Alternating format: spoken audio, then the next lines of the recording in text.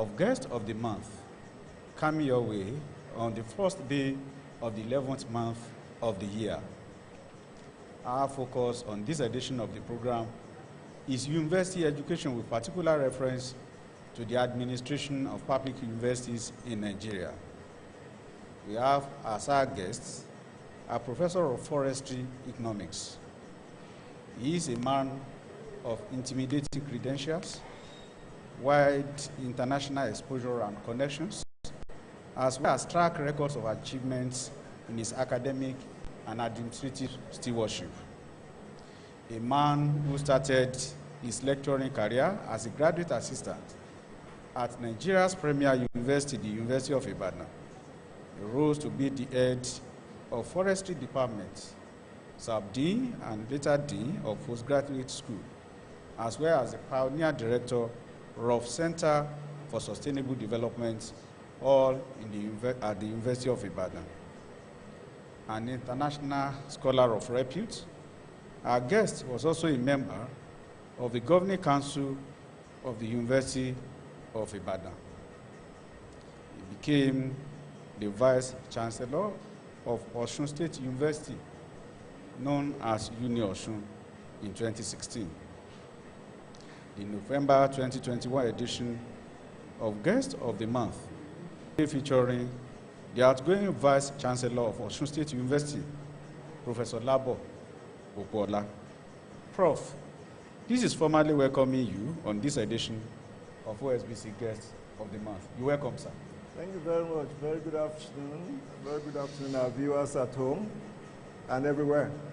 Prof, you'll be fielding questions from a panel consisting of the following people.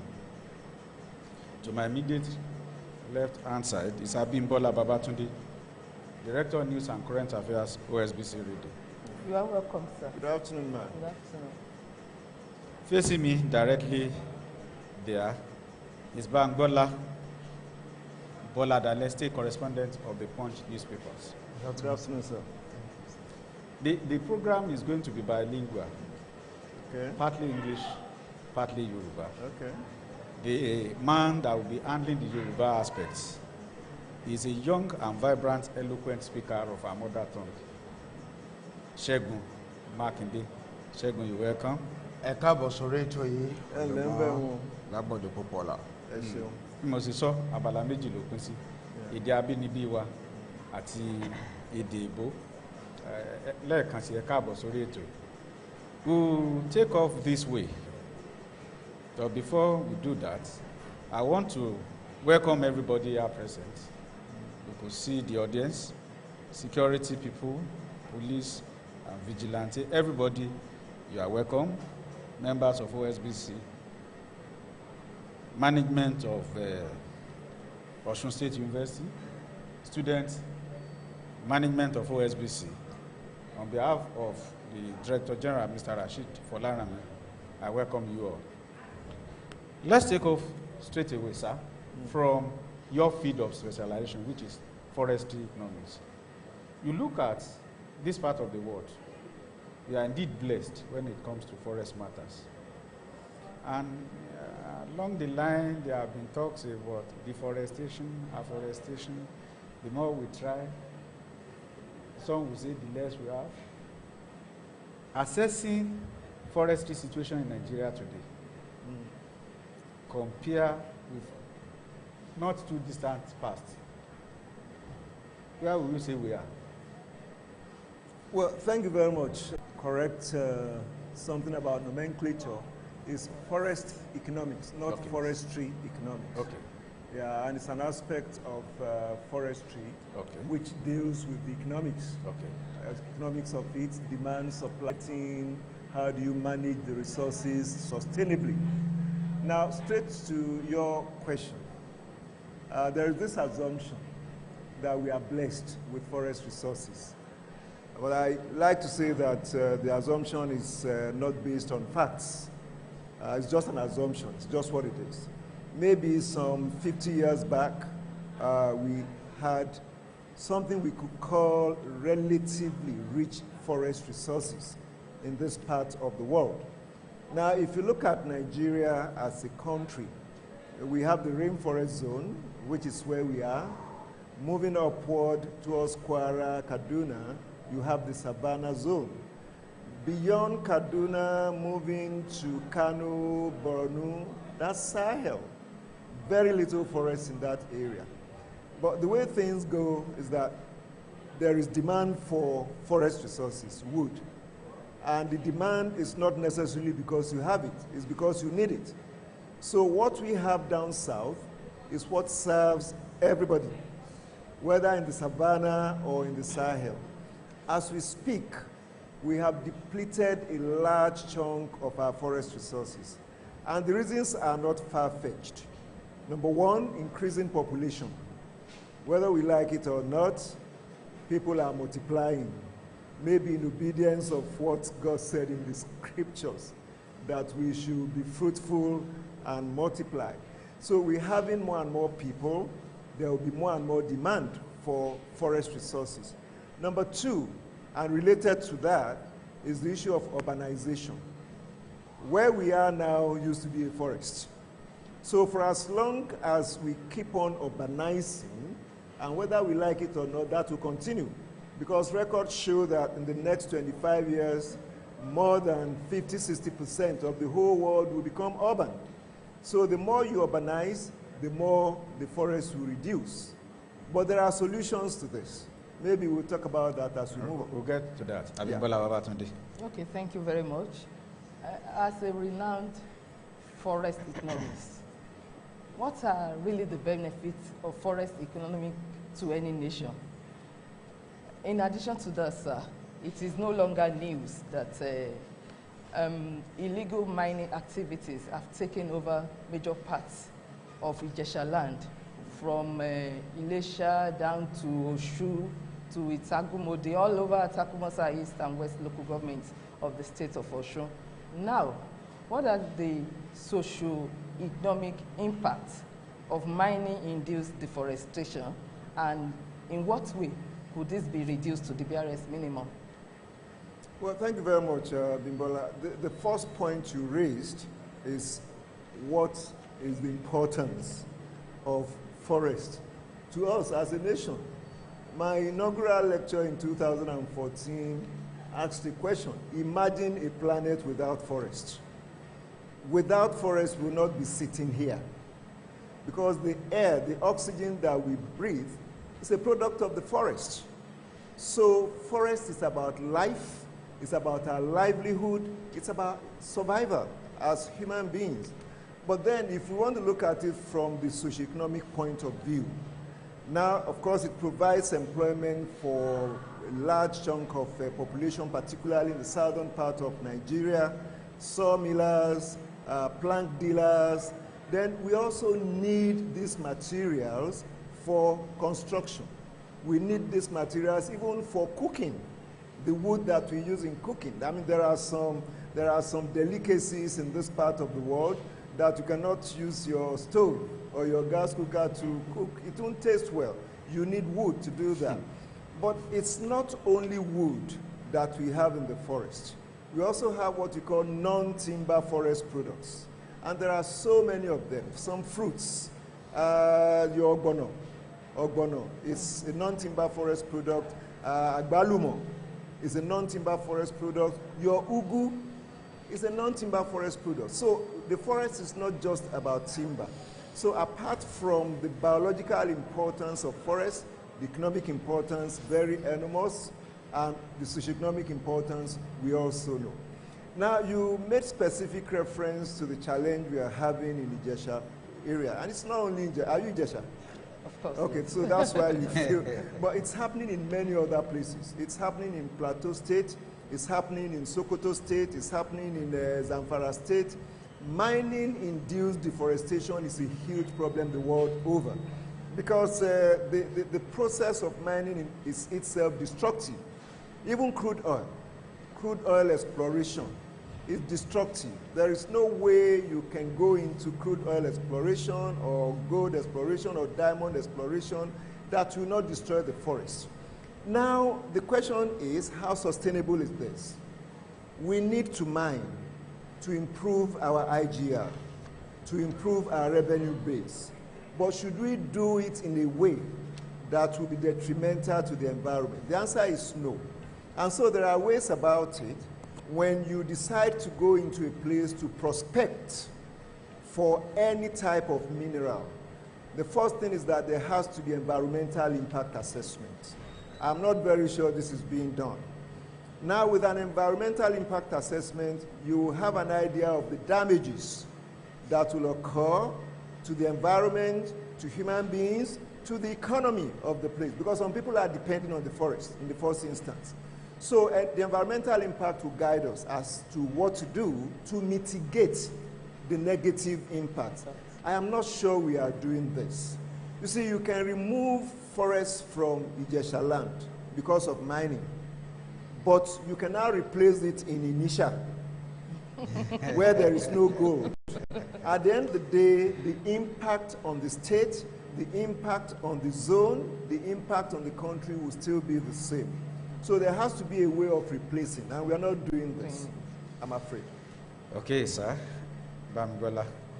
Thanks so much for the opportunity. Prof, I would like to know your view about the response of governments and agents of governments saddled with the responsibility of managing forests and resources there. We've spoken so well about deforestation, impact of mining. There are agents of governments that have specific duties to check activities in all those areas. What will you say? Will you say they have been doing their job? Well, we need to clear this. Number one, by the forest policy of this country, the federal government doesn't have any forest.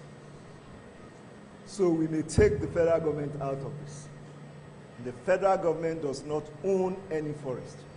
Forests are owned by state governments and also local governments. So the management of these forests are limited to the state and the local government. Now, the federal government provides overall policy direction based on international processes. So at the federal level, we have what we call the Federal Department of Forestry. Okay? It's about policy making and policy implementation. Then, of course, guiding the states and the local government. Also at the state level, we have state departments of forestry. Then, of course, at the local government level, there are departments of agriculture where you must have a forest officer. Your question is, are these agencies doing their work very well? Well, the answer is yes, and it's also no. Yes, to the extent that they have the technical knowledge to do their work. No, because they are not being empowered to do their work, and they are also not adequate to do their work. Now, in some parts of the world, even in West Africa, you have people who work in the forestry sector carrying arms and ammunition to protect themselves. That is not what we have in Nigeria. If you go to a place like Benin Republic, Togo, you have gendarmes who carry arms and ammunition to protect the forest. We do not have that. Number two, communities also have a role to play. Now, the roles of the communities are already eroded. If you see any forest reserve, we have what we call enclaves. Enclaves are settlements within the forest reserve, because a forest reserve is like a whole town. A forest reserve can be as much as 300 square kilometers in some cases. Now, within the forest reserve, you must have enclaves. Within the enclaves, you have people who settle there. They are usually farmers. Now, these farmers have abused the privileges. They go beyond their boundaries. And so they are supposed to be managing the forest, providing information to government and government agencies, but unfortunately they don't do that any longer. Some of them are even allocating forest land to strangers, to herders. That is where we have the problem. So it's like the government is overwhelmed. The agencies are also overwhelmed. That's why they're unable to perform their roles well. Ṣẹ́gun Mákindé. Ọ̀jọ̀gbọ́n Popoola. Yorùbá bọ̀ wọ́n ní bọ́mọ bá ń ṣàgbẹ̀ tí ó níyè nínú oko lásán ni ọmọ rò. Ẹ jẹ́ ká wo ìrírí yín gẹ́gẹ́ bí ọ̀jọ̀gbọ́n tí wọ́n ní ìmọ̀ nípa ọrọ̀ ajé tó sodo sínú igbó. Ẹ já wo àwọn ipò tí igbó ọba wa wà káàkiri orílẹ̀-èdè wa Nàìjíríà pàápàá jùlọ lápá ìwọ̀ oòrùn gúúsù ilẹ̀ yìí. Ìṣòro àti aáwọ̀ tó fi mọ́ dúnkù tó ń wáyé láàrin àwọn darandaran àti àwọn àgbẹ̀ bẹ́ntíkọ́ inú igbó náà sì ni ó ti ń wáyé. Ojú wo lẹ ti wò, báwo la ṣe débẹ̀ kí sì ní ọ̀dọ́ náà àbáyọ. Ẹ ṣé mo dúpẹ́. Ṣé ẹ rí bọ́lọ́run ṣe ìṣẹ̀dálẹ̀ ayé pẹ̀lú ètò ni láti ilẹ̀ wá lọ́lọ́run ti ṣètò yẹn bá ṣe máa tọ́jú igbó gbígbó ṣe máa tọ́jú wa. Ńgbà tá a dáyé tá a bẹ̀rẹ̀ sí ní gbòòrò sí òun la dá gbogbo ẹ̀rú ètò ti wà ńlẹ̀ tẹ́lẹ̀. Ẹ sọ̀rọ̀ ń pa àwọn darandaran tó ń wọnú igbó ọba. Mo rò pé mo ti sọ díẹ̀ lédè òyìnbó. Kò sí igbó ọba tẹ́ ẹ dé àwọn ibùgbé kọ̀ọ̀kan wà ń bẹ̀. Àwọn ibùgbé wọ̀nyẹn àwọn onílẹ̀ àwọn ọmọ onílẹ̀ tíjọba bá ń bẹ̀ ló yẹ kó máa gbé bẹ̀. Wọ́n jẹ́ bí aṣojú fún ìjọba. Iná lè fẹ́ wọ igbó, àwọn ni ó pe àkíyèsí ìjọba sí. Àwọn àjòjì lè fẹ́ wọ inú igbó, àwọn ló máa pe àkíyèsí ìjọba sí. Ṣùgbọ́n nǹkan tá a wá rí ni wípé ńgbà tó yá àwọn fúnra ara wọn bẹ̀rẹ̀ sí ní gbàbọ̀dé. Wọ́n ń kọjá àyè wọn. Ibi tán ní kán ti máa dáko wọ́n ti ń gbin kòkó síbẹ̀. Oko àròjẹ ló yẹ kán máa dá, wọ́n ti ń gbin kòkó síbẹ̀. Igbó wa ń dínkù sí i. Ńgbà tó yá àwọn fúnra wọn bẹ̀rẹ̀ sí ní tolẹ̀. Ilẹ̀ ìjọba wọ́n ń tò fún àwọn àjòjì. In tó fà á tí gbogbo ẹ̀ fi dàrú onílé. Ẹ wá béèrè pé kí lọ́nà àbáyọ. Ìkíní ni pé ká jẹ́ olódodo sí ara wa, sí orílẹ̀-èdè wa. Ṣé rí ọ̀pọ̀lọpọ̀ ìṣòro tó wà lórílẹ̀-èdè yìí nítorí pé àwa ọmọ tá a jọmọ orílẹ̀-èdè yìí àṣòdodo sórílẹ̀-èdè wa. Ọ̀pọ̀lọpọ̀ ìṣòro tó wà ọ̀dọ̀ ìjọba là ń tì í sí. Tá a sì níjọba àwa náà ni àwa la fi wọ́n sípò, àwa ló yẹ kó máa wá jábọ̀ fún. Kí lètò táwọn kábíyèsí wa ń ṣe ní agbègbè wọn, kí lètò sáwọn ìjòyè wa ń ṣe lágbègbè wọn. Àwọn tíjọba fi ṣodo sáwọn ibì kọ̀ọ̀kan pé kó máa mójútó nǹkan tó jẹ́ dúkìá àlùmọ́ọ́nì ìjọba, kí ni wọ́n ń ṣe. Ǹjẹ́ àwọn tí ìjọba ṣètò pé kí wọ́n wà ń bẹ̀ yìí, ǹjẹ́ a fún wọn ní àwọn ohun àlùmọ́ọ́nì, àwọn nǹkan ìgbàlódé tí òfin ní jẹ́ kí wọ́n padà sí gbòòrò?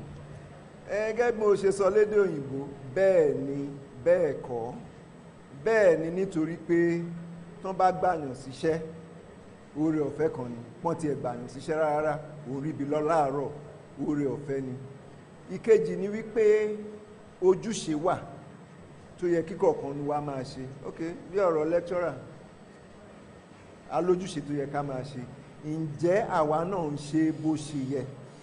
Bẹ́ẹ̀ kọ́ ọbẹ̀ ó ní wípé àwọn tó ń gbà wọn ò tó. Àwọn kan fi ṣẹ́lẹ̀ nítorí ọjọ́ orí, wọn ò gba àwọn èèyàn sí. Ìkejì ni wípé àwọn ohun èlò tí wọ́n nílò láti máa ṣe ojúṣe wọn kò tó. Ọwọ́ ìjọba nìyẹn kù sí. A gbọ́dọ̀ tanra wa. Tó ìgbẹ́ lówó wà bí àwọn kan ṣe ń sọ. A ti sọ̀rọ̀ nípa ìgbẹ́, a sì ń padà bọ̀ lórí ẹ̀. Ṣùgbọ́n ẹ jẹ́ á tẹ̀síwájú. We'll be moving to university education in Nigeria. I will be starting on a general note, looking at the universities that we have today in this country and placing them side by side with others in Africa and beyond. A lot of people will say we are far, far behind. Some will be quick to point to webometric ranking of universities and say, when you look through, before you can get a Nigerian university, you have to travel far and wide. Doing a comparative analysis of Nigerian universities, how will you place them side by side with others in Africa and beyond? Well, by my training, I like to contextualize.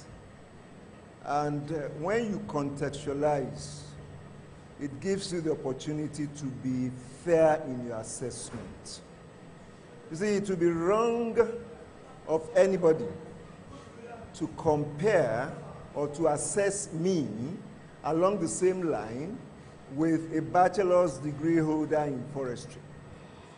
That is number one. So when we are comparing universities, there are some basic things we need to look at. Which part of the world? How old is this university? The oldest university in Nigeria will be 73 this month, November 17 to be precise, the University of Ibadan. If you compare UI with Oxford University, if you compare it with maybe King's College, London, if you compare UI with some other universities in Europe and America, in terms of age, the gap is so wide. So if UI is not ranked along the lines of some of these Ivy League universities, I will not lose a sleep. Coming down to Nigeria, I don't know why I have to worry that UI is better ranked than Uni Osun. UI is 73 years old. Uni Osun is just 15 years old. So we need to put these things in context. But yes, are universities doing well? Again, the answer is yes and no. We still have universities that are holding their own in this country. But there are issues. Even the universities themselves are not addressing their own problems the way they should address them. Number one,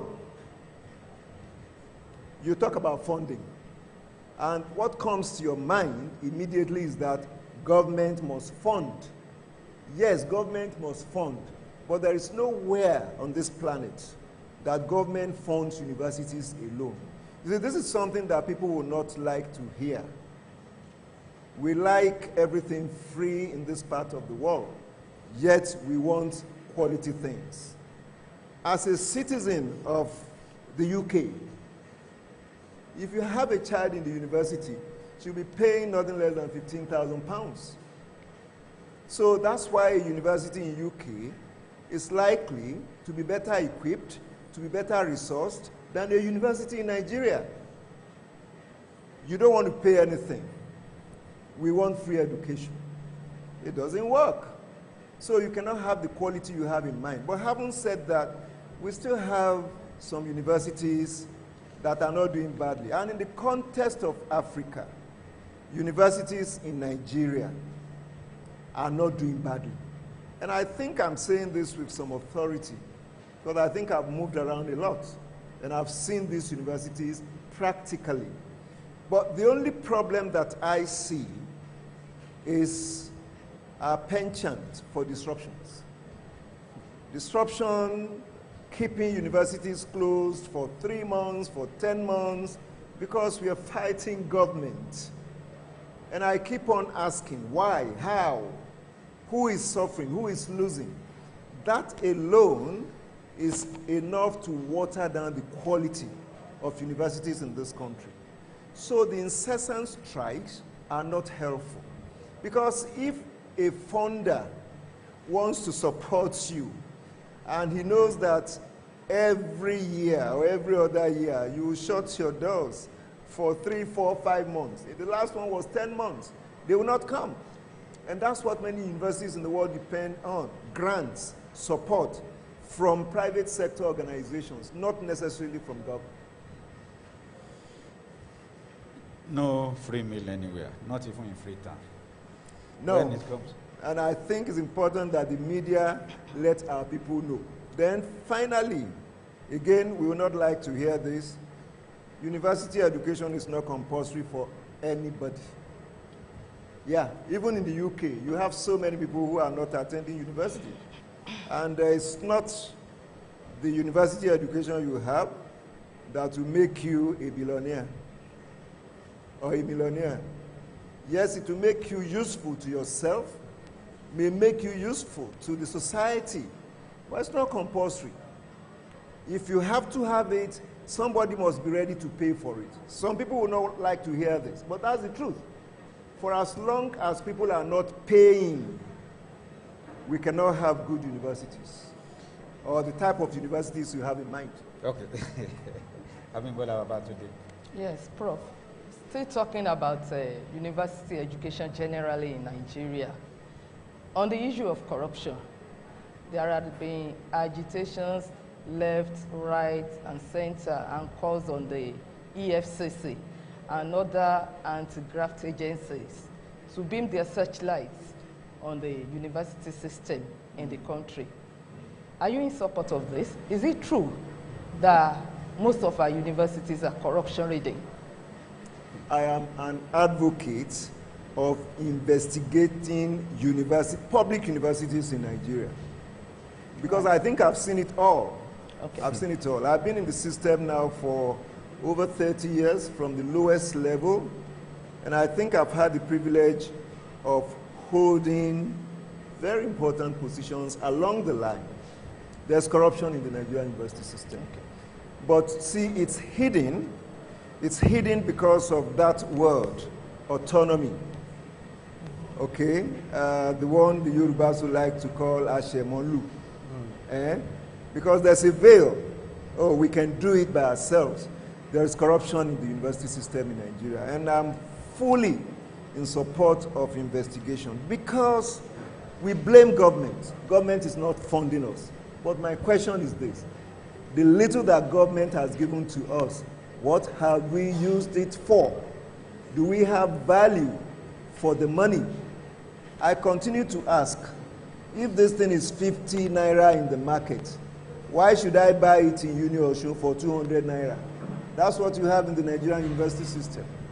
It's a bitter truth, but there's corruption. I know there's corruption in other organizations too, but the university is a place where we should not be having corruption. Okay. Because we are like a monastery. We are supposed to be like a monastery, living by example, being pure in everything we do. But that's not what we find. And that's why some people want to kill themselves to become vice chancellors and even want to kill others to become vice chancellors. There's corruption in the system. Okay, right up to that one, sir. Yeah. What did you do to guide against this during your tenure in Osun? Well, you know, there is a general saying, when you fight corruption, corruption will fight back. But you see, the first thing is to lead by example. Number one, why would I take what doesn't belong to me? It's a moral issue. It's a moral issue. It's an ethical issue. So it's not just that the rules and regulations say I should not take what does not belong to me. So morally, I think it is wrong. So I led by example. If I'm not going to take it, why should I allow you to take it? And that's why we have so much noise in the past. I was a visitor to UFCC for what I didn't do. But like the Yorubas will say, Tiroba lo lokun odun, ojo kan na lo to ba. So lead by example as a chief executive. Then I think government also has to do something. You know, universities are supposed to be organized setups. There's something called governing council. The quality of the governing council will go a long way in determining how a chief executive acts. I have told you about myself. I can never take what doesn't belong to me, and I have never taken what doesn't belong to me. Then imagine if I had a council that would tell me to do the wrong things. I can't survive. So councils are also very important. When you're putting people in councils, don't put them there because you want job for the boys. Put people who have seen it all. People who just want to contribute to the society. And I want to give Osun as an example. Osun has been quite lucky with the quality of councils that it has had over the years. And the current one is exemplary. You have Malam Yusuf Ali, who appeared on this seat, in this forum once. He doesn't even take our sitting allowances. When he comes to Oshogbo, even if he stays for 1 week, his hotel bills he bears it, not the university. His transportation cost, he bears it. We have the likes of Prince Tunde Kwanle. He doesn't take our sitting allowance. Rather, he puts it in an account and uses it to award scholarship to students in the university. Those are the kind of people you need in university council, not those you want to take care of. And that's how the corruption actually festers. Bangola. Thanks so much, sir. Prof, a few months ago, you were a guest of EFCC at the Ibadan zonal office regarding a petition from your university. I want to believe by some members who felt probably you did something wrong. Can you tell us the status of that matter now? And Few months ago? Few months ago. Oh, no, 2 years ago. 2 years ago. 2018. Also, Prof, there was a case against you filed before Federal High Court Osogbo. You were accused of embezzling a sum of 100 million, I think. And the matter dragged for some time. Eventually, the case was disposed of. What exactly were you accused of that took you to EFCC? And the case that followed? Well, I made a statement, and I'm repeating it. I have never taken what does not belong to me, not as a Vice Chancellor, as a human being. I have never taken or given a bribe in my life, and I have suffered for it. If I need something in your office and you expect me to bribe you, I will not. I have been delayed at a border in Nigeria for 6 hours because I will not put something in between my passport. So that's me. And so when some people now accuse me of embezzling money, it's laughable. It's laughable. The petition came less than a year into office, and I guess they saw the moves I was making about blocking leakages. And there are some people in the system who see themselves as little gods. So the moment there's an affront, they must fight back, and that's exactly what happened. I was petitioned first to the governing council of the university, which is okay, and I was investigated for over 3 months. Then the report was delivered, nothing was found against me, and I received a letter of exoneration. I guess that was supposed to be enough, but they were still not pleased. They went to the House of Assembly with the same petition. And of course, it was in the news. They will go out, placards, Popoola must go, very interesting. Okay, the House of Assembly also investigated me for more than 6 months, and they didn't find anything. Gladly, I have a letter to that effect. So they went ahead, EFCC, like you said, and EFCC even detained me. Of course, I was bailed, and they did their investigation. I never got a report from them. Each time I asked them, when next am I coming? They'll just say, please, Oga, don't worry, Oga, don't worry. So I just left it. So my assumption was that whenever they need me, they will call me again. And I guess the petitioners were not pleased, so they decided to overreach themselves. They now sued EFCC. And the reason for that was that EFCC did not indict me. And of course, you heard about it. Each time they are going to court or they are going to EFCC, they invite you press people now to follow them so that it will be in the news. So I never went to the court, but a lawyer did. And the case was dismissed because EFCC had to defend itself. And the summary of their defense was that nobody can use EFCC to traumatize a citizen of the Federal Republic of Nigeria. The truth is that EFCC found nothing against me. They went through all my accounts. They went through my networks. They investigated me to all the places I've worked. They found nothing against me. So that's the position. So now I'm leaving office on November 4. Don't be surprised. There can be another petition. I'm expecting it, really. I'm expecting it. But I have never taken what was it. I have actually also denied myself. And it's important that the public should know this. I have some entitlements, like every other Vice Chancellor does. But I deny myself of some of these entitlements. As a Vice Chancellor, it's written black and white in my letter of appointment that I must travel business class. I have never traveled business class because I know this university is a poor university. I travel economy, wherever I go to. At times I use my own resources to travel, my grant to travel, to do the work of Uni Osun. So when somebody now accuses me of embezzling Uni Osun's money, it's laughable, very laughable. There was nothing like it, and there is nothing like it. Yeah. Okay, setting the record straight. Segun Makinde. Tí a bá wò gẹ́gẹ́ bí ẹni sọ lẹ́yìn èdè òyìnbó, a ó rí wípé ibi òjò tí ń pa gúnbọ̀ jìnnà. Ṣùgbọ́n ìgbà kan wà tí ẹfọn rere wípé kọ́kọ́rọ́ kan ba eyín ajá ìdàgbàsókè fásitì Uni Osun jẹ́ tí ẹ pè ní aáwọ̀ tó wà láàrin ẹgbẹ́ àwọn òṣìṣẹ́ àti ẹ̀yin gangan. Ẹ jẹ́ ká mọ̀ kọ́kọ́rọ́ ọ̀hún bó la ṣe yanjú rẹ̀ àkọ́kọ́ nù. Ẹlẹ́ẹ̀kejì ni wípé tí a bá wo àwọn ilé ẹ̀kọ́ gíga fáfitì tó wà káàkiri orílẹ̀-èdè wa Nàìjíríà, a rí pé wọ́n pọ̀ bí ewé rúmọ́.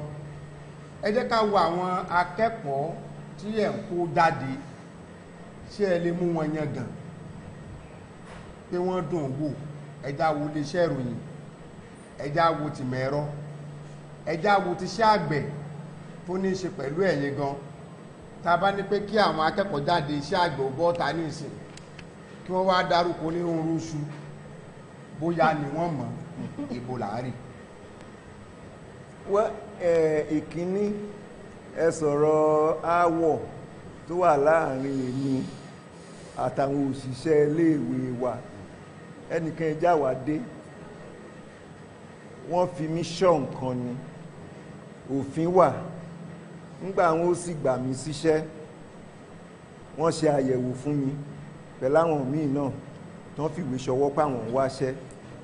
Wọ́n sì sọ pé mi mo yege jù, ṣùgbọ́n mo kọ́ sínú ìwé àfojúsùn mi pé gbogbo ètò tí wọ́n bá sọ pé kí n ṣe òun ni máa ṣe. Ìyẹn àwọn tó jó lóòtú iléèwé yẹn táwọn olóyìnbó ń pè ní governing council, pé ọ̀nà tán bá ti làálẹ̀ o ni màá máa tọ̀ tó bá ti jẹ́ kó péye lábẹ́ òfin. So èmi àtàwọn òṣìṣẹ́ ò ní jà. So mi ò rò pé ó tọ̀nà láti sọ pé mi àti wọn níjà. Aáwọ̀ wà nítorí ibi tí ọmọ èèyàn bá ti wà kò lè ṣe káwọ̀ máa wà ń bẹ̀. Fúnra yín náà lẹ sọ sà. Yes. Wípé ọdún méjì àkọ́kọ́ yín onírúurú aáwọ̀ ló wà láàrin ẹ̀yin àti ẹgbẹ́ àwọn òṣìṣẹ́ tí ó jẹ́ wípé àṣeyọrí tẹ́ ẹ fẹ́ ṣe àwọn yẹn wọ́n mú àkùdé bá díẹ̀. Tẹ́ bá wo ọdún mẹ́ta tó kàn àti ọdún méjì àkọ́kọ́. Èwo náà mò ń sọ bọ̀, mo láwọ̀ wà. Aáwọ̀ ìkíní ó ní nǹkan tá a ti sọ ti yẹn tí ó ti yé yín. Wọ́n lágbára òjò kò lóhùn ò ní léwó. Mo sọ fún yín pé àwọn ọlọ́run kéékèèké kan wà láwọn iléèwé wa tí nǹkan ò bá ti lọ báwọn ṣe fẹ́ kó máa lọ, kò sí káwọ̀ máa wà. Ibi tá a ti bẹ̀rẹ̀ nìyẹn. Ìkejì ó ní pé àwọn kan wà tí wọ́n ń rí jẹ ní màdàrú, kò síbi tí wọ́n ti ń kàn tá kí n kó adìẹ alẹ́, kò síbi wọ́n wà ń bí náà. So ara nǹkan tó fa áwọ̀ nìyẹn, but kò ṣeé sọ jáde. Àwọn nǹkan kan wà tí ò ṣeé sọ jáde. O ò lè sọ pé tòró tí ń jẹjẹkújẹ tẹ́lẹ̀ ò rí jẹ mọ́ ń lo ṣe bọ́ọ̀tà tó ń jà. ọ̀tọ̀ ni tẹ́ máa gbọ́ wọ́n jẹ àwọn lówó kan wọn san kí òṣìṣẹ́ Union Ọ̀ṣun kankan jáde kó sọ wípé wọ́n jẹun lówó oṣù tó rówó oṣù ní contract tó wà láàrin òṣìṣẹ́ àtàwọn tó ń ṣalákòóso iléèwé ọjọ́ 25 oṣù láti bí 60 oṣù tí mo ti wà ń bẹ̀ yẹn làwọn èèyàn máa ń gbowó kò yẹ rí àfi tí ó bá yá ìyẹn ẹ̀kan àwọn ẹ̀tọ́ mi wà tó tọ́ sí wọn tá à ń fún wọn bọ́tà àwọn nǹkan kan wà tí ò ṣeé ṣe àfi tá a bá máa para wa tá a bá máa tarọ́ tanra wa lókù wọ́n ń pe kinní kan ní hand allowances nígbà mo kọ́ dé nǹkan gbé kò wá wájú nù ó sì ń lọ bí 250 million naira nígbà mo dé torí gbàgede la wà yìí àwọn aráàlú gbọ́dọ̀ gbọ́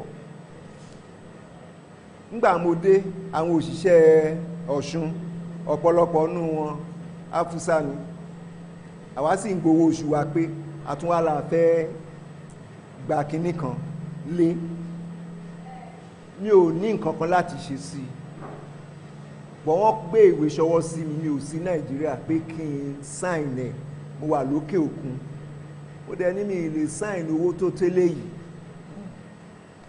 tí n bá padà dé o màá bi àwọn tó fi mí sẹ́nu iṣẹ́ bóyá kí n sáìn àbí kí n má sáìn ẹ̀ kí n tó dé náà ti bẹ̀rẹ̀ ìjà yẹn náà ń jà tí gọ́vnà fi gbọ́ Rauf Arẹ́gbẹ́ṣọlá ńgbà gọ́vnà gbọ́ àṣírí tú ó dẹ̀ gbẹ́sẹ̀ lé owó yẹn pé state táwọn èèyàn ò ti rí owó oṣù gbà ara tó fàjà nìyẹn kì í ṣe gbogbo ọlá ló bá wọn ní ìṣòro wọ́n sì fà á dáadáa níjọ́ tá a fẹ́ ṣe convocation wọ́n dí gbogbo ọ̀nà a fẹ́ pe igbákejì olórí Nàìjíríà wá bí wọn ò jó wá wọ́n sọra wọn ló kọ tí ò dáa so èmi àti wọn kọ́ lájọ níṣòro àwọn àtiléèwé náà níṣòro ìkejì ẹ béèrè bóyá àwọn ọmọ tá à ń kọ́ jáde bóyá wọ́n ní fọ̀n wọn lé kan náà mo fẹ́ fọwọ́ sọ̀yà pé àwọn ọmọ tá à ń kọ́ jáde ní Union Ọ̀ṣun wọ́n ń gba ìwé ẹ̀rí méjì ìwé ẹ̀rí ẹ̀kọ́ tán wá kọ́ chemistry ni o wá kọ́ biology ni o wá kọ́ economics ni o wàá gba ìwé ẹ̀rí mo yege yẹn wàá tún wá gba ìwé ẹ̀rí iṣẹ́ ọwọ́ tó kọ́ torí àwọn ọmọ táwa ń kọ́ jáde àfẹ́ kan jẹ́ wàhálà sílùú lọ́rùn torí à ń ṣe mistake kan lórílẹ̀‐èdè a rò pé tọ́mọ bá ti gba degree ìjọba ni ó lọ máa bá ṣiṣẹ́ ẹni mélòó níjọba fẹ́ gbà àwọn tíjọba gbà gan mélòó ni wọn ló ń ṣe níta àgbà wọn fún so à ń kọ́ wọn pé kán lè wúlò fúnra wọn àwa fi mọ bẹ́ẹ̀ àwa fi owó kan sí ẹ̀gbẹ́ kan pé tó o bá ti yege o tó o ti kúrò ní Union Ọ̀ṣun tó o ti di eléyìí táwọn òyìnbó ń pè ní alumnus àbálọ́mnà obìnrin alumna ọkùnrin alumnus o lè yá owó ó ń lọ bí 200,000 náírà a lè yá ẹ owó èlé tó wà lórí ẹ̀ 1% ni ó sì lè san padà láàrin ọdún 5 láti fi ràn wọ́n lọ́wọ́ kán lè wúlò fúnra wọn kán lè wúlò fórílẹ̀-èdè so ìyàtọ̀ tó wà nù àwọn tá à ń kọ́ jáde ní Union Ọ̀ṣun àti bùnmí nìyẹn ẹ̀ẹ́dẹ̀ ń pábánbárí ẹ̀ tọ́mọ bá wọlé sí Union Ọ̀ṣun tó fẹ́ ṣe program ọdún mẹ́rin náà ni o kì í lé o ṣe àwọn káwọn bùnmí program ọdún 4 lè di 6 ó lè di 7 mọ́ wọn lọ́wọ́ kò rí bẹ́ẹ̀ lọ́dọ̀ tí a. Prof, sir, you have spoken about the achievements of your administration in passing while answering the last question. Are there still more beyond payment of salary, this alumni fund, and stable academic calendar? That's one. 2, let's look at Union Osun and the community, what they call tan and gown. To what extent you say the two have mutually benefited from each other? Well, let me take the first one. I honestly do not like to assess myself. I like to be assessed. But we have got to Unfortunately, you are the program. Yes, we have got to a point in this country where if you do not blow your trumpets, nobody will help you. In fact, when you attempt to blow it, some people want to silence it. We are very grateful to our principals, to our parents, to our students, for the support that we received in the last 5 years. Uni Osun of 2016 is not the Uni Osun of 2021 in every positive way. Infrastructure, you can go there and you see. We talked about corruption. What we will do with 100 million naira, it might cost some people 300 million naira. So we have results. We have things to show in terms of infrastructure. At least I can count over 15 world-class facilities that we've been able to put in place. You like it. Laboratories, lecture halls, structures, students' play area, hostels. Uni Osun didn't have accommodation, residential facilities. We constructed 6 hostels, 1 on each campus, and that's for the start. So our students come in, they have some facilities they can use, and so on and so forth. Staff training, building the capacity of our colleagues, even internationally, not just in Nigeria. We can count over 200 members of staff who have benefited from training. So those are just a few of the things we have done. Now, in the area of community relations, I would not say we have done very well, but it's not as woeful as you would think. For example, we have scholarship schemes for indigent students. That's CSR. Members of staff voluntarily contribute money every month, and it's in an account. Members of council also support, and we dish this money out to students who are actually in need. We trace them to their homes. That's community relations. Just last Saturday, we were in Ifetedo. We are putting in place a science college that will be training science students in the secondary school. It's a school certificate institution. We call it Uni Osun Science College. We went to lay the foundation stone for the hostel. It's going to be an international school. Then, of course, during COVID-19, we were able to touch communities, supported communities with palliatives, supported communities with information as to how to fight the disease. So there are so many things we've been able to do with the communities, but personally, I would have wished that we did more. But I guess whoever comes next will build on that. Okay, Adembola. Prof, Uni Osun is a multi-campus institution. One in Ikire, Oshogbo, Ifetedo, and Okuku. Let's talk about the administrative aspect of it. What is your assessment when you were administering the institution? Will you say the ivory tower would have been better managed as a single campus? Well, to start with, there's no big deal about multi-campus system. In fact, that's the type you have in most parts of the developed world, whether in the US, Europe, some of the developed Asian countries. You don't have campuses within a particular location. They are spread across. But you know, the facilities that support multi-campus approach, we don't have them here. So that's a drawback. Now, the objectives of the founders of the university was quite salutary. They wanted every community, every zone in the state to have a feel of it. And the idea is that maybe in 50 years' time, each of those campuses will become a university on their own, which is possible. So the idea is very good, but I liken it to a man with 6 wives. I mean, you need to be a superman to be able to manage 6 women. Okay? Just one woman, Abimbola here, can scatter everything. For good reasons anyway. So it's tough to manage 6 campuses in our own climate. But the system is that we have provosts heading each college. And the provost is like a vice chancellor, has some freedom to take some decisions. So it's about how efficient a provost is, how effective a provost is, how honest a provost is, that will determine the quality of each of those campuses. But thank God, with the advent of technology, we're able to reach out so easily so people don't have to shuttle between and among campuses as it used to be in the past.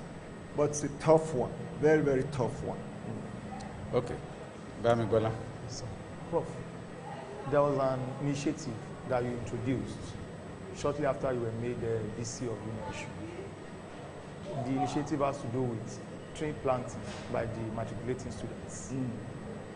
From my findings, as students are coming in, they are made to plant a tree each. And the management will ensure that they nurture it till they exit the system. I'd like to know how many trees have been planted since that initiative was introduced. And what do you intend to do to sustain that initiative since you'll be existing in a few days? What have you done to ensure that particular idea is not just disposed of after you left the system? Well, thank you very much. It will be difficult for anybody to discontinue that program. It's going to be, even the students themselves are likely to complain. But let's take it back to the question that Abimbola asked about deforestation. And I said that, yes, you can deforest for good reasons. You want to construct a road, you want to mine, you want to have a housing estate, you can deforest. But you should find a way of replacing the forest somewhere else. That is at the background of why I introduced that program. Now, every year we have an average of 3,000, 4,000 students coming in. It's a cheap way of establishing plantation or planting trees. So the objective is plant more trees wherever there is space. The second objective is to ensure that these children appreciate nature. Some of them have never had anything to do with a tree. They are from homes where they just see trees from afar. Okay? The third objective is that we are going to have green environment in the next 5-6 years. In fact, right now when you get to the main campus, you see them. Those trees are already blossoming. So those are the objectives why we introduced that. And the students have showed a lot of interest. Now we have a teaching hospital going.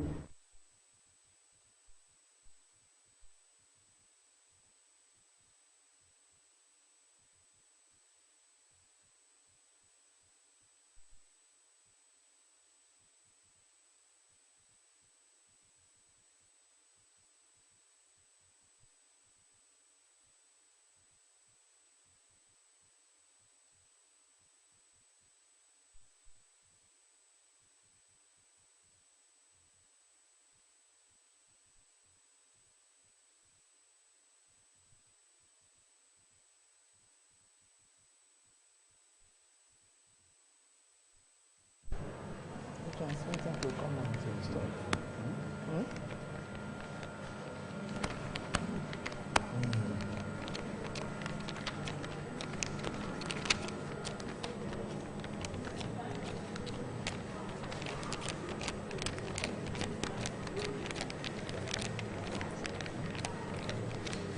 We are sincerely sorry for that break in transmission.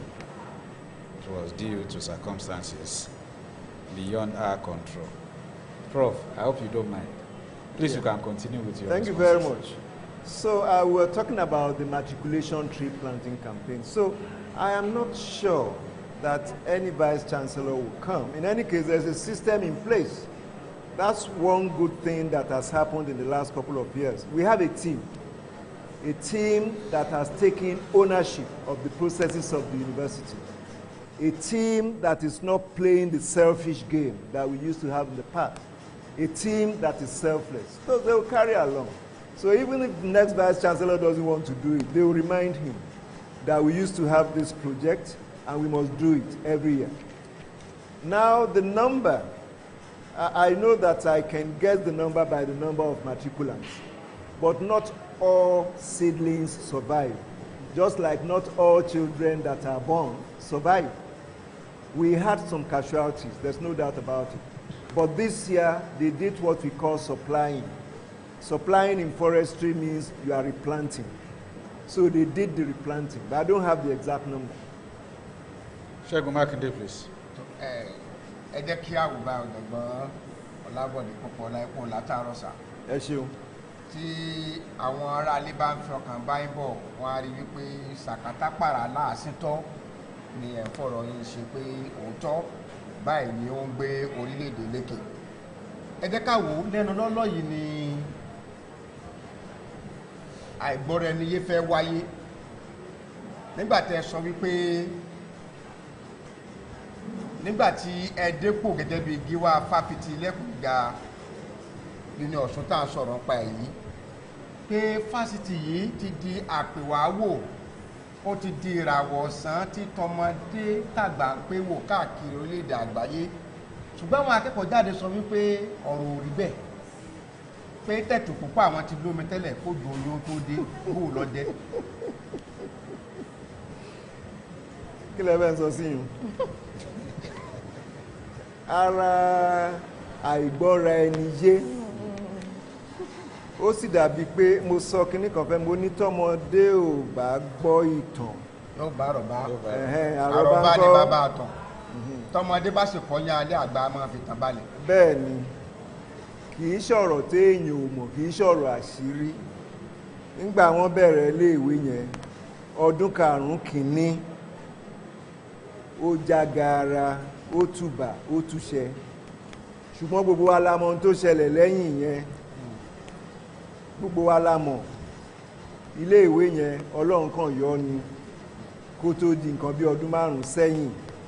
Kì í sì ṣe nípa mi, ipa àwọn alákòóso ni. Àárín governing council àti management kò dán nígbà yẹn. Gbogbo yín lẹ gbọ́ nǹkan tó ṣẹlẹ̀. Tó bá jẹ́ nǹkan dán, nǹkan lọ bó ṣe yóò máa lọ.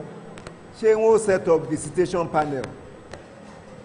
Visitation panel sì sọ gbogbo nǹkan tó ń ṣẹlẹ̀ ńbẹ̀, gbogbo ìbàjẹ́ tó ń ṣẹlẹ̀ nílé ìwé yẹn.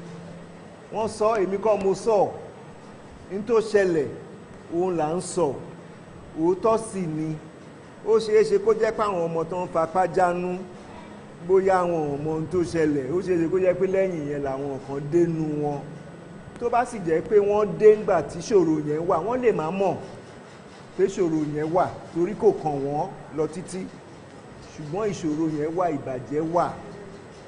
Àwa fi bú àwọn tó ń ṣe àkóso ńgbà yẹn.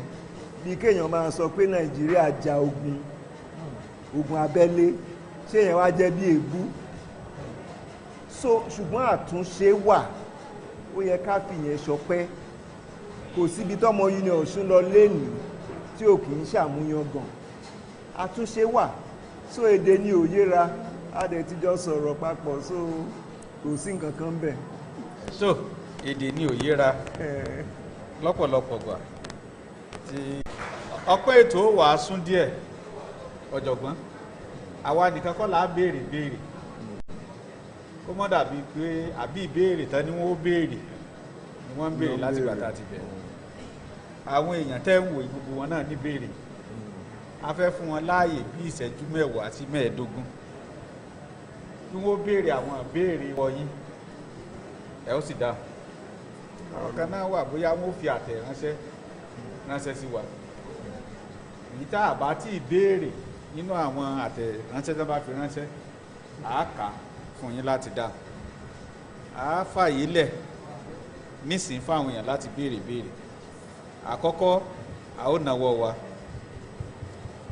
a sọ orúkọ wa, ìbéèrè kan fẹ́ nìkan ni, ẹ má jẹ́ aṣọ kanjú wa, ẹlòmíì lè fẹ́ jáde kó béèrè béèrè mẹ́ta mẹ́rin, sáàyè fún bẹ́ẹ̀, béèrè kan, ẹ jẹ́ kí àwọn tó kù náà béèrè. So we go to questions from the audience, a question per person. Okay, I could see. Muideen Adeleke, let me start with you. Maybe you need to do some jottings. Okay. You take like say 2-3 questions.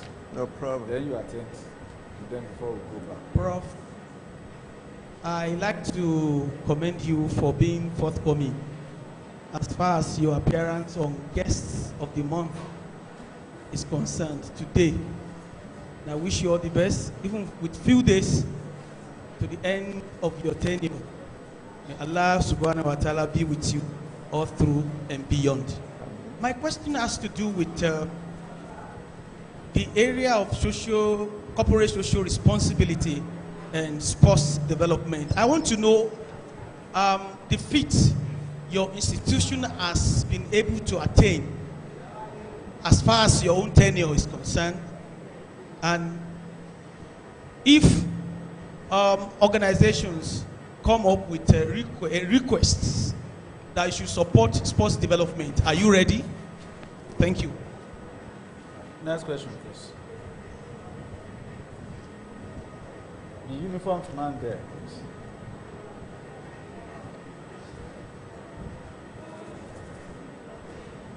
My name is Ibrahim Sulaiman Olaiwola, the State Commander Man of War, State of Osun.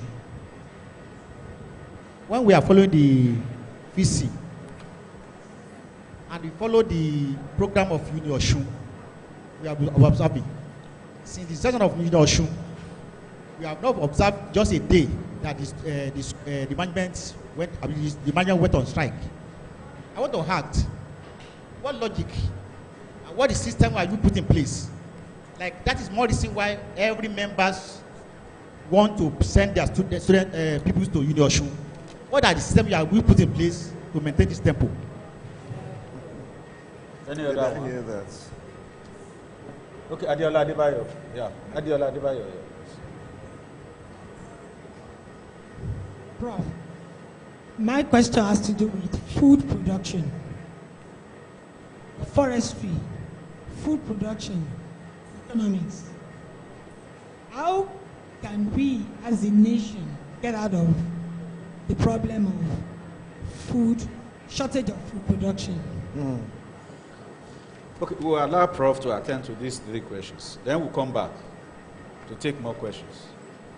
Yeah, Muideen wanted to know our performance in the area of corporate social responsibility, and I think I alluded to some of them. I just mentioned the Junior Osun Science College coming up in Ifetedo.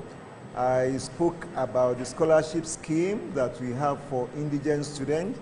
I spoke about our roles during the advent of COVID-19, how we were able to touch communities. And I also confess that we have not performed as much as I would have loved us to perform. Now, you spoke of sporting facilities. We welcome anybody who will be willing to bring sporting facilities into the university. We are actually encouraging public-private partnership in everything that we do. That's what happens in other parts of the world. But we have also been able to put in place some indoor sporting facilities. The Dean of Students is not here. I think about 2 years ago, every campus was allocated table tennis facilities, Scrabble, chess, indoor games. But we have not really been able to put in place maybe the typical stadium you would like to see, where students can go to and exercise or perform some sporting activities. So if you have someone that is willing to partner with us, there's a system in place that will welcome such a person. For example, I assure you that PPP has come to be part of the management of things in Uni Osun. We are working with a company, I think Max Impact International. They are putting in place a 1,500 capacity bed in our Osogbo campus. It's not costing us a kobo. They will build, they will operate, and after 25 years, they'll transfer to Uni Osun. So we welcome partnership. The second question, what measures am I putting in place to ensure sustainability? I said it earlier on. Igi kan oki ndagbo se. That's the truth. One of the problems we have is that people personalize leadership. People personalize authorities. And that's why Nigeria is not making progress. You blame every problem on Buhari, every problem in the state on Oyetola, because we don't even recognize systems that are in place. Uni Osun now has a system in place. It will be difficult for anybody to disrupt that system, no matter how rascally that person is. But I want to believe that God will give Uni Osun a good Vice Chancellor, in fact, a better Vice Chancellor than the person speaking with you, and he'll be able to work with a team in place. We have our laws, we have our statutes, we have our conventions. So whoever comes in won't have a choice other than to key into it. The third question, food shortage. Nigeria should not complain about food shortage. We should not.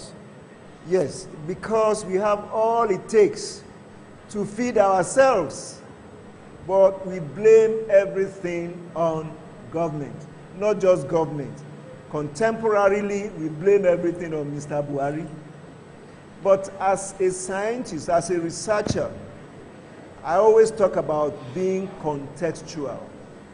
If the price of rice is up, why is the price of rice up?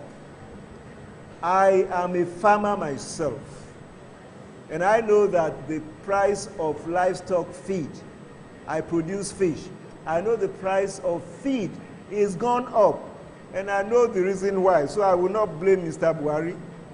Last year, rain stopped in August. I don't know if anybody is thinking about it. So before you start blaming government, government doesn't produce food. We produce food. Last year, rain stopped in August, and I don't know of any farmer that can claim that he or she harvested any grain. Because even around Uni Osun, if you recall, everything dried up before they tasseled. That's climate change for you. Now, interestingly, we are in November, rains are still falling. Unfortunately, people are not taking advantage of that because they are not sure of what will happen next. So we shouldn't blame food shortages on the government. You can only blame it on the government if we don't have the wherewithal to produce the food. We have the land, we have the labor. God has also given us good weather. So it is peasant farmers in their multiples that are actually feeding Nigeria. But unfortunately, we are losing them. People who are supposed to be working in the villages are now in the cities, riding Okada. That is the problem. I don't see why Nigeria has to import food. And let me also remind you, borders were shut, maybe last year or year before the last, so that we will not bring in rice, so that we can produce our own rice. We have good land to produce rice. That thing yielded something that Nigerians are not talking about. Nigeria is now the largest producer of rice in Africa. Why can't we take advantage of that and improve on that? We want to eat imported rice. Why? We want to eat imported beans.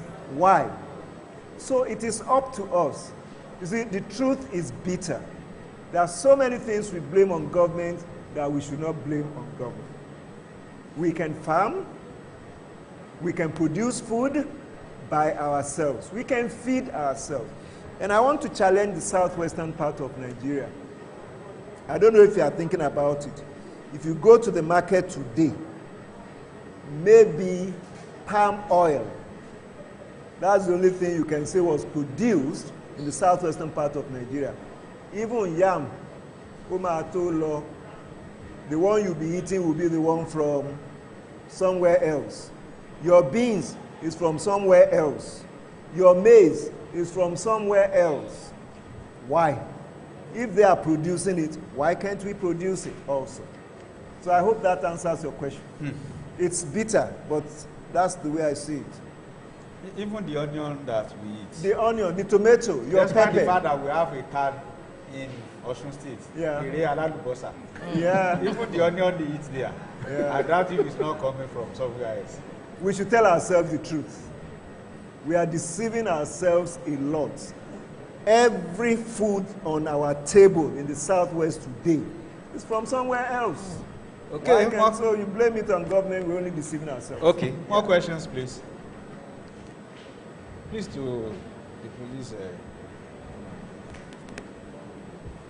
Good afternoon, sir. I'm Sergeant Olatunbo Somotunde. My question is this, sir. Some times ago, I had a student saying, I will not apply to Uni Osun because I'm not from Osun State. And for several years, there is always an issue during admission process, the issue of indigenous factor. So I want to ask, what is the percentage of considering indigenous factor in admission? Thank you, sir. Kende Ajibade.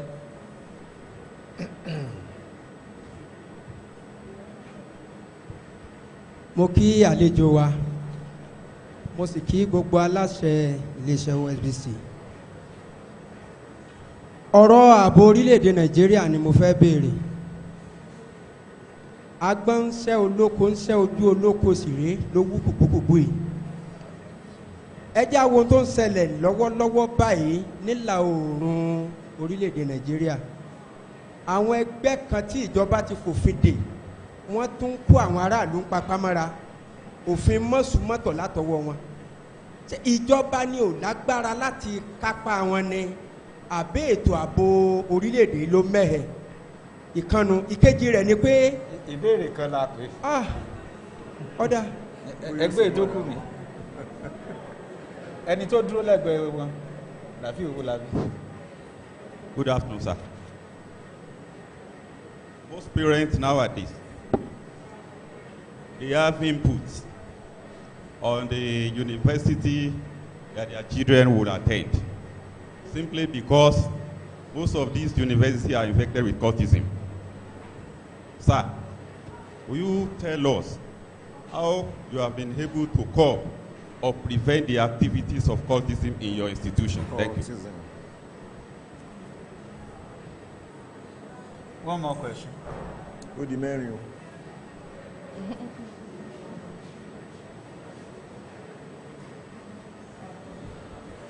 I'm Omole Samuel Damilola. Please speak out. I'm Omole Samuel Damilola, the Assistant Commander of Osun State Manual. Sir, I want to ask on the activities of Manual in your school. They are related to the police.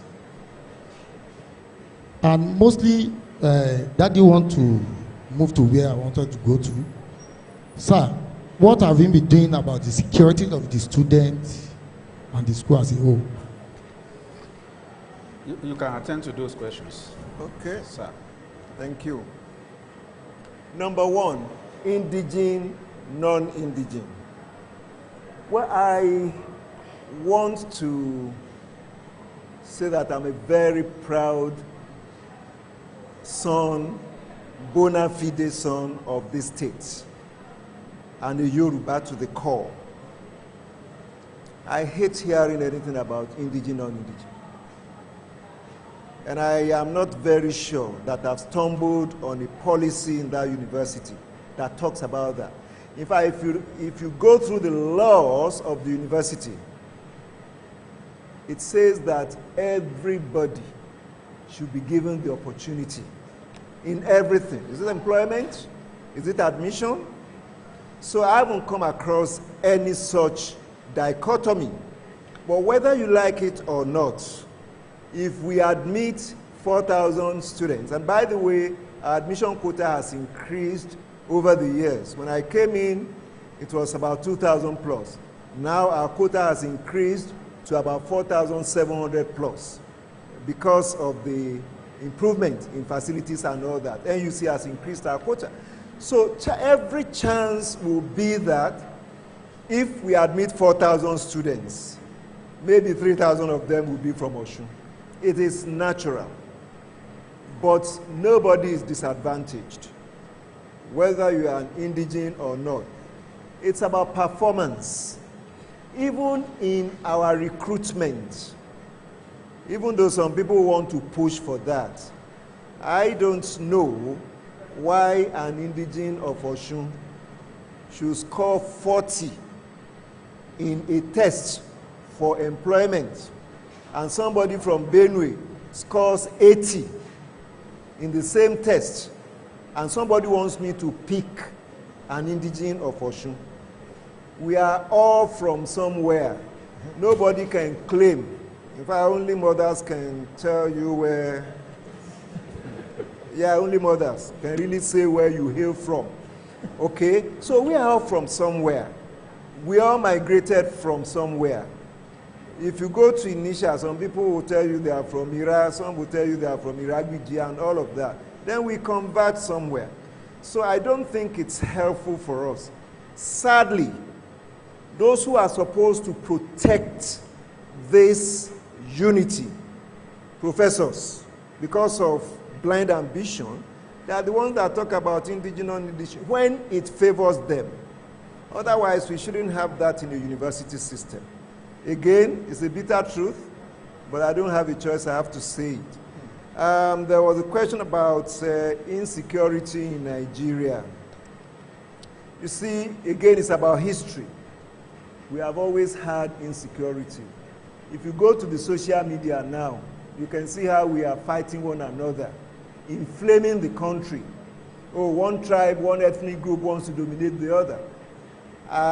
I went through my archives. Every copy of Newswatch and Tell magazine up to, I think about 2010, I have them.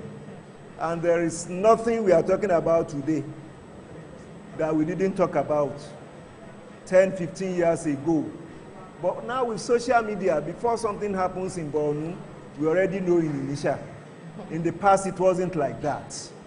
Okay? So we are actually also contributing to insecurity by the kind of messages we are sharing, right? We are sharing messages that will create crisis. We are sharing messages that will create enmity. That should not be the case. Granted, unemployment, population increase will normally create problems. Climate change is displacing people. It is creating conflict situations around the world. People are being displaced. But we should be able to manage some of these things at the community level. We are not doing that. We are looking up to someone in Abuja to handle security situations in our village. I'm glad that security people are here. Many of them are endangered. When we blame government for insecurity, how many more policemen do we want to be killed? How many more soldiers do we want to send to early grave before we believe government is doing something? How much more do we want government to spend on arms and ammunition, money that should be spent on education, to be spent on health? So I think it's a collective action that we need to engage in. First, let us show love to one another as a people in our communities. Secondly, wọ́n ní ojú ni alákàn fi ń ṣọ́rí. We should all be conscious of the security around us. Government will do its best, but we should also localize security. That we are not doing enough. Number 3, cultism. Yes, Union Osun was in the news for bad reasons several years back. Cultism, 419, banditry, we had all of them. But we made a deliberate effort to ensure that these students are trained in leadership. Every year we organize retreats for selected students for 3 good years before we had the first student union executive. The university never had a student union executive. So by the time the student union executive was going to come into place, the students already imbibed leadership qualities. And that's why you don't find our student unions engaging in aluta. It's not as if everything is perfect, but they engage us. When they hear of anything, when they are not happy about anything, they engage us. They themselves are the ones fighting cultism. Now, we also did something.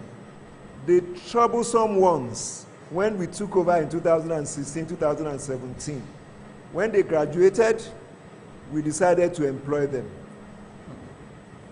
So we employed them and made them like liaison officers on different campuses.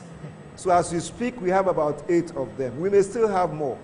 They understand the language of the students trust them, and they are able to relate with us. So that has stemmed some of these vices.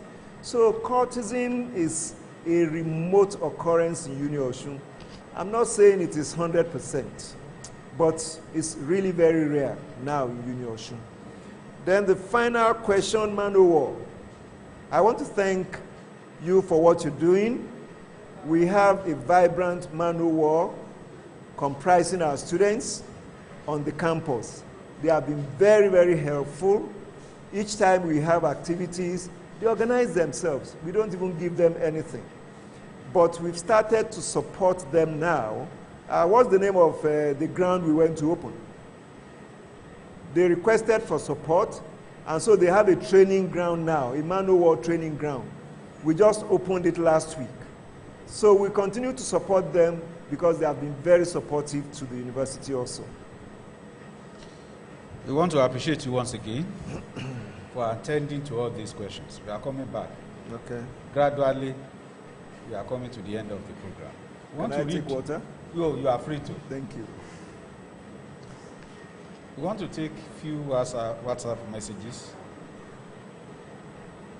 Those that you haven't really spoken about, and I will be picking on 2 quick ones.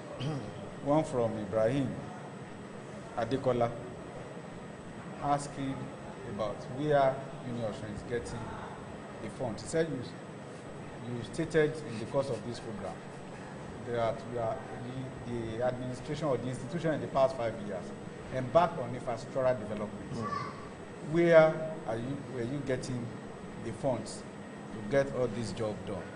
Then another one, Kola Adebambo, asking about the hospital being put in place. That is where Teaching hospital? Teaching hospital. Okay. Yeah. And the Lautech hospital that you inherited, that Uni Osun inherited, it's saying 2 teaching hospitals for Uni Osun. How are you going to manage and handle the 2? Well, there is a saying in Yoruba, one in Kwenye Okindi Meji, Eba Nkpari Baba. Kinobini. But I need to clear a few things.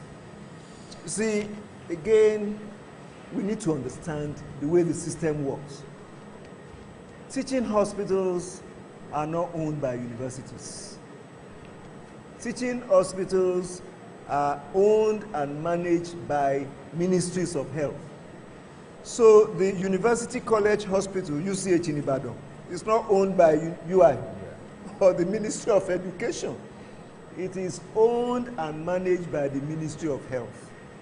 And so Uni Osun Teaching Hospital bears that name, fine, because we have a relationship. We have our consultants, our lecturers working as consultants there.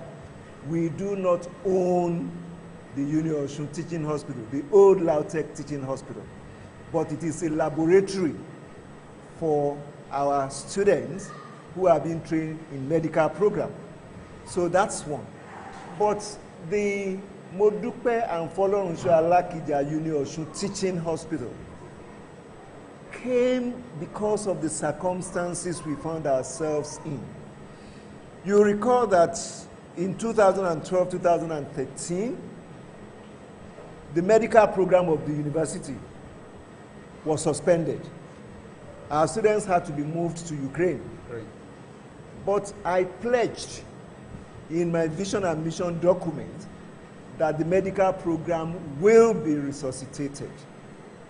And by the grace of God, we did everything possible, including almost losing my job, to ensure that in 2018, we were able to resuscitate that program. Now, the reason why the program was suspended was because the university didn't have a teaching hospital of its own. And I approached the Chancellor of the university immediately after we resuscitated the program that we would need a teaching hospital. She had pledged to build a pediatric hospital when she took over as Chancellor. So when I approached her, I said, Mama, why don't we do a teaching hospital instead of a pediatric hospital, which is limited in scope? By the grace of God, she agreed. And the foundation stone was laid on November 22, 2018. That's the day that some people blocked the road and said the vice president would not come. That's the day that they disrupted activities. A day of glory when somebody was going to bequeath a hospital worth $34 million to the university. So we laid the foundation stone, and if you go there now, like the Yoruba will say, Otidobe, we are almost there. Now, the question is about the management. It's something we need to discuss. The government will need to take a decision. It is for the people of this state. The woman did it, it's a donation, but it is owned by the people of the state. We have 2 teaching hospitals, as it were. The management will have to be determined. But like I said, in Kwenyu, Kindimeji, Kinu, it will be worked out. The management will be worked out. That won't be a problem at all.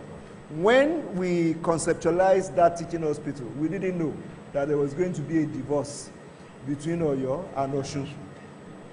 So the divorce gave rise to Old Lautech Teaching Hospital now becoming Uni Osun Teaching Hospital. It will be managed. That shouldn't be a problem at all. Where are we getting the funds from? Abracadabra, isn't it? Well, you see, my philosophy is this. No amount is enough, and no amount is too much. It depends on how you manage it. I said it earlier on that why should I buy this bottle of water at 200 naira when outside it is sold at 50 naira? That is the magic. We blocked leakages. And that's why there is a rofo. And I pray it will never come to Uni Osun again. If a project is 100 million in Uni Osun, it is 100 million. We don't do deals with contractors. Ask any contractor. You dare not bring a bag of rice to my house. That's the smallest. At the period of the layer, they tell you they want to bring gram. Why should you bring gram to me? So that is where the money goes to. Contractors don't use their profit. They use the project money. And so they find ways of building it in the project. They are no fools.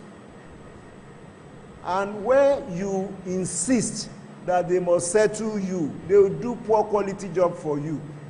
That is no longer happening in Uni Osun.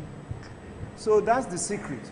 But let me also commend the federal government, because every public university gets support from TED Fund. We get support from the Federal Ministry of Education.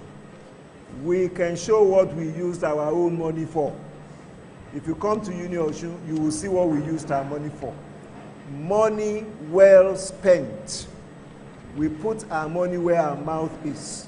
So that is the secret. Debambo and Ibrahim, your questions have been answered by our guests. So many other questions are here. You have attended to some while you were answering the questions asked earlier. Yeah. And our time is fast spent. We have less than 10, 15 minutes to go on the program. I will just give the Yoruba panelists opportunity of asking one question, straight to the point. And I will expect very brief response to it too, before we round up. Shegun Makinde. Ẹkún látàrọ̀ ọ̀jọ̀gbọ́n Ọlábọ̀dé Popoola.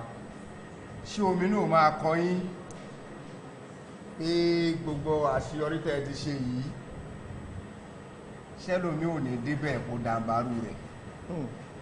Tí wọ́n bá ní kí ẹ sọ̀rọ̀ nípa ẹni tó gbapò lọ́wọ́ yín, ǹjẹ́ ẹni sọ̀rọ̀ ń bẹ pa rẹ̀? Àti pé bọ́pọ̀ lọ́yìn ṣe pé tó ètẹ́ ní kàmítì ti bá bàwé tádá ni wáyé sì ń bá yín ṣe tí wọ́n bá ní ẹwà tó ṣèlú sẹ́ẹ̀ṣì.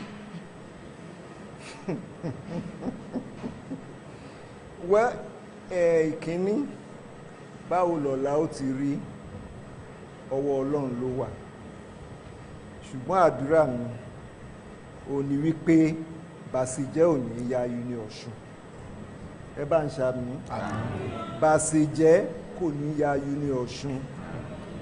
Ẹni tó ń rò pé ìlábẹ̀ tó wà ń bẹ̀ ló ń fẹ́ torí ẹ̀ wá kò ní wá. Ní ìmọ̀ ẹni tí ó wá o, Ọlọ́run mọ̀. Ṣùgbọ́n mo ti fi sádùúrà. Àwọn tán sì jókòó yìí, wọ́n mọ bá a ṣe ṣe, wọ́n mọ ìfaradà tá a ní, wọ́n mọ bá a ṣe ṣe ara wa. Orí wọn, ẹlẹ́dàá wọn kò ní jẹ́ kí bàṣìjẹ́ wá sí Uni Osun. Ẹlẹ́dàá àwọn ọmọ táwọn torí ẹ̀ ṣe gbogbo wàhálà yìí, àwọn òbí wọn tó ń ṣe làálàá lórí wọn kò ní jẹ́ kí bàṣìjẹ́ wá sí Uni Osun. Ọlọ́run á sì tọ́ ìjọba sọ́nà, á tọ́ àwọn alákòóso wa sọ́nà, wọ́n á jẹ́ kófin ká lo òfin bọ́n ṣe kọ́lẹ̀ láti yan ẹni tó yẹ kán yàn. Tá a bá ṣe bó ṣe yẹ bó ṣe tọ́, ẹni tó dá ó yọjú. Wọ́n bá pè ní fọ́rọ̀ òṣèlú. Òṣèlú mi ò láyà. Mi ò láyà. Òótọ́ korò fa. Ìkejì ni wípé mo fẹ́ lọ ṣojú yín, kí n lọ bá imú nǹkan wálé, kí n wá máa náwó fún yín, kẹ́ tó dìbò fún yín, kò ṣeé ṣe. Ṣé Yorùbá yẹn yé yín? Mo fẹ́ lọ ṣojú yín nì, kí n wá bí ó ṣe dáa fún àdúgbò wa, yín wá máa náwó fún yín, pé ẹ dìbò fún mi ẹ gbà, nítorí kí ni? Ẹ̀yin gan ló yẹ kẹ́ ẹ máa ṣùgbà mi, so ara tí mi fi lè ṣe nìyẹn. Monetization of politics. So bó ṣe rí nìyẹn. Tó n tí àlejò wa pàtàkì lórí ètò lónìí sọ ni pé àwọn ò lè ṣòṣèlú. Nítorí bá bẹ̀ mí iṣẹ́ máa ṣe. Ṣùgbọ́n ẹ lè gbàpò tí pé mi ò lè gbàpò tí nítorí pé mi ò ní wọlé. Òṣèlú owó lòwò. Mi ò ní wọlé. Mi ò ní wọlé. A fẹ́ mọ rírì yín pé a pè yín pé ẹ dá wa lọ. Ẹ ṣeun. Aláwùrà bí nìkan ló lànà, òun ló mọ̀ ní, òun ló sì mọ ọjọ́ ọ̀la. Ọjọ́ ọ̀la wà lọ́wọ́ rẹ̀. A sì nígbàgbọ́ pé ire lọ́jọ́ ọ̀la Uni Osun ní òbí. Ire lọ́jọ́ ọ̀la ìpínlẹ̀ Ọ̀ṣun òbí. Ire náà ní ọjọ́ ọ̀la orílẹ̀-èdè Nàìjíríà atẹ́nìkọ̀ọ̀kan wa yóò bí. Lẹ́ẹ̀kan sí a kí yín pé a pè yín ẹ dá wa lóhùn, ẹ sì sọ̀rọ̀ lóòótọ́ bó ṣe yẹ kí ọ̀rọ̀ ó lọ. We appreciate you sincerely. You're welcome. For being so frank, down to earth, and holding nothing back. Thank you. Please can we appreciate Professor Labo Popoola.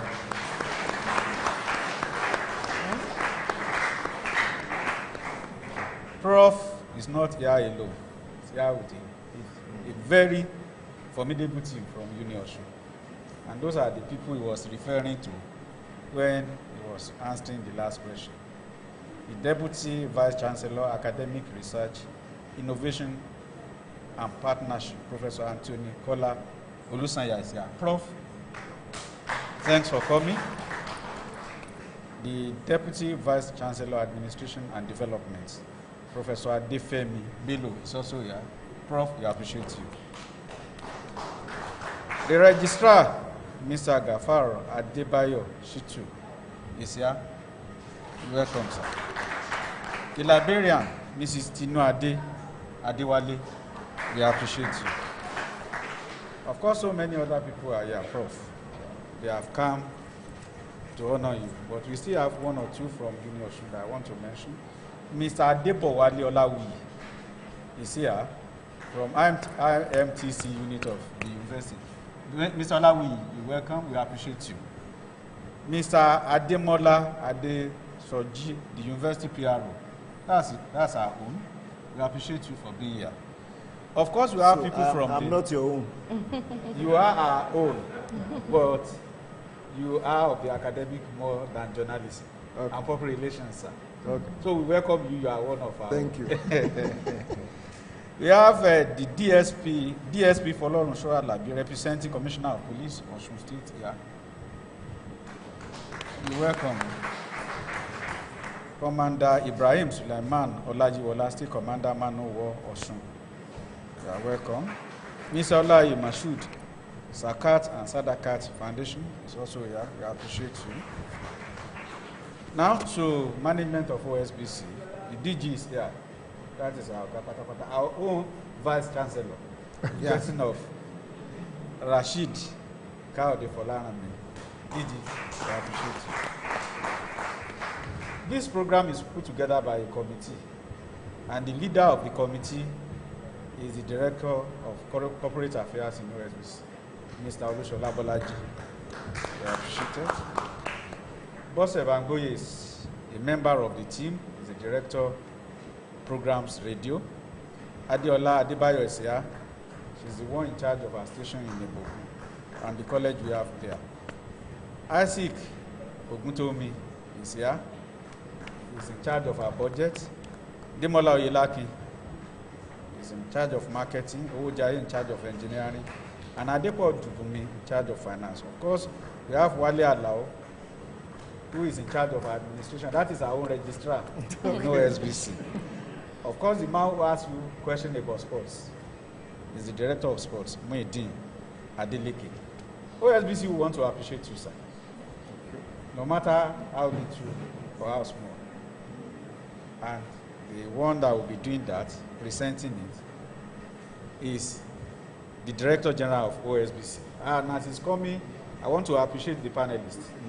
Abimbola Babatunde, thanks for being here. You're welcome. Bami Gola Boladale, we appreciate you. Thanks, Mas. Segun Makinde, we appreciate you. My own name is Akinola Owolabi. I say thanks for being with us, even as we go ahead with the presentation of the gifts to Professor Labo Popoola. On behalf of the OSBC management and staff, and in appreciation of the cordial relationship between OSBC and Junior Osun during your tenure, and also in appreciation of your meritorious service to Junior Osun and the entire humanity, we have the pleasure of presenting this to you, a plaque of merit. Thank you very much, sir.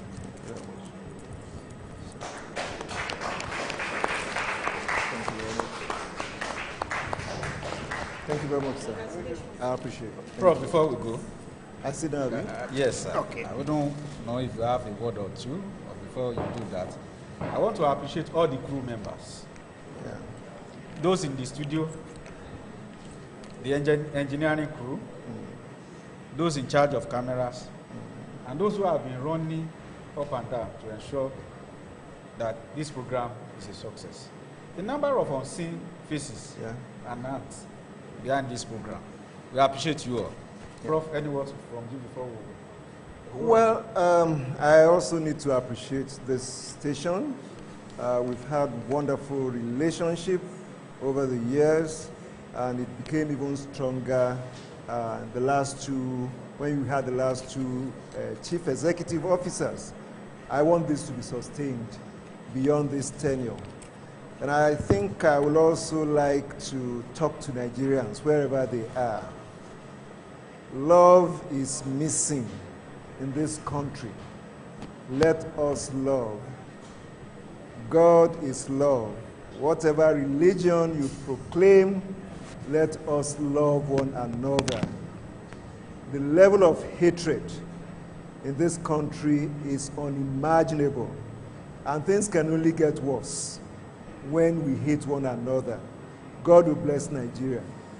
Amen. We hope things will get better by loving ourselves. It will make all the difference. And that is the message our guest is passing across today.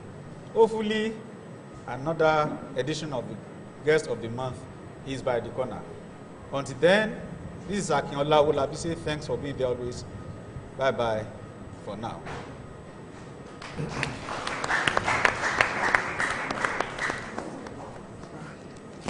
So soon, 2 hours.